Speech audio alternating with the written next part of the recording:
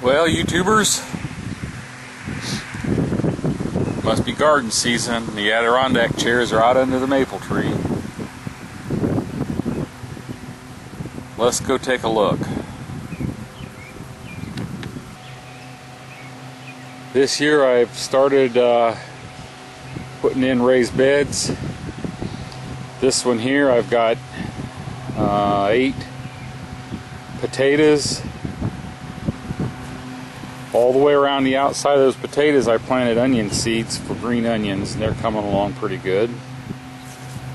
I've got some onions here for cooking onions, the big onions, and I got some ghost pepper plants. I got 4 of them there.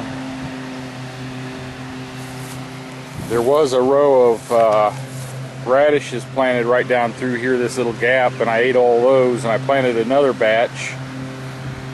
And they came up pretty spotty. There's just a few.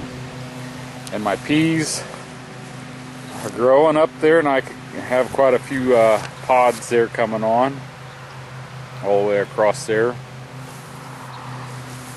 Then after I'd filled this one up, I started it. So I've got a row of radishes.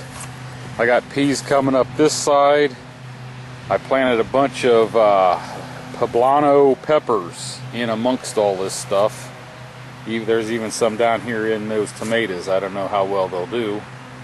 I planted leeks all the way around the outside of this like I did those green onions. But I have never had any luck growing leeks. Those are kohlrabi. That little green row there, and I got 2 rows of lettuce. Another little row of onions. And if we come over to this one, I don't know what's going on here. I planted this whole bed in red beets, and I do not see any coming up.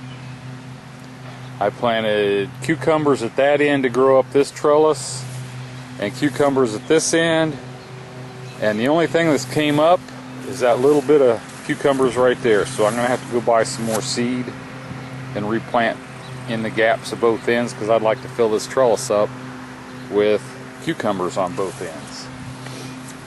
Now this is my last one. I'm working on filling it. You can see I put paper down there in the bottom. You can see it wrapped around that edge and weeds coming up in between it.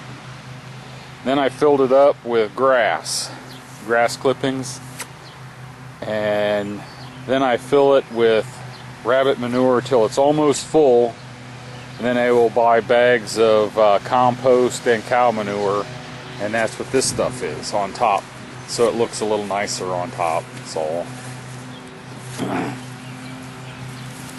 Now out here I've got 48 tomato plants planted all the way down through there. Then there's peppers, whole bunch of varieties of peppers, and then the rest of my tomato plants in this second row. I hope you can see them. I can't see the screen. The next row, I left this from that stake to this pepper plant is open for my neighbor to plant some stuff, and then that's pepper plants all the way down there. They go from mild peppers clear up to ghost peppers. Let me walk around that into the garden. I'll be right back.